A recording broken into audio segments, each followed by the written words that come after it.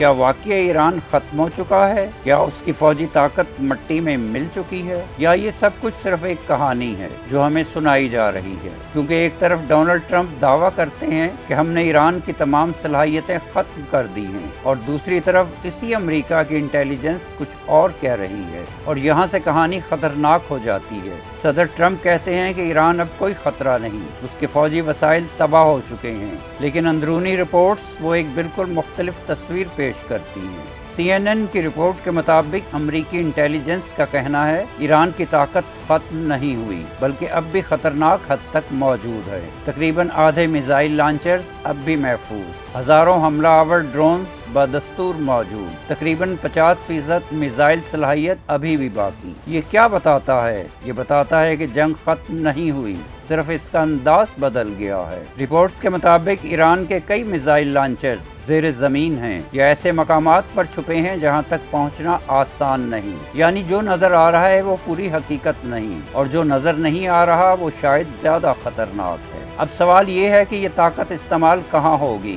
جواب آبنائے ہرمز یہ وہ مقام ہے جہاں سے دنیا کا ایک بڑا حصہ تیل کا گزرتا ہے، اور اب ایران کے پاس ایسے کروز میزائل موجود ہیں جو یہاں جہاز رانی کو نشانہ بنا سکتے ہیں۔ ذرائع کے مطابق امریکہ نے اپنی فضائی کارروائیوں میں زیادہ تر ساحلی دفاعی تنصیبات کو نشانہ نہیں بنایا، نتیجہ یہ میزائل اب بھی فعال ہیں اور کسی بھی وقت استعمال ہو سکتے ہیں۔ یہ ایک اسٹریٹجک خلا ہے، ایک ایسی کمزوری جو پوری دنیا کو مہنگی پڑ سکتی ہے۔ سوچیں اگر آبنائے ہرمز میں ایک بھی بڑا حملہ ہو جائے تو کیا ہوگا؟ تیل کی سپلائی متاثر، قیمتیں آسمان پر، عالمی معیشت ہل کر رہ جائے گی۔ یہ صرف ایک علاقائی جنگ نہیں رہے گی، یہ عالمی بحران بن جائے گا۔ یہ جنگ اب روایتی نہیں، یہ ایک ایسی جنگ بن چکی ہے کہ جہاں کم وسائل والا ملک زیادہ طاقتور کو غیر روایتی طریقوں سے چیلنج کرتا ہے، اور ایران اس کھیل میں ماہر ہو چکا ہے۔ تو پھر سوال یہ ہے کہ اگر ایران واقعی ختم ہو چکا تو یہ سب باقی کیسے ہے؟ اور اگر یہ سب باقی ہے تو پھر سچ کیا ہے؟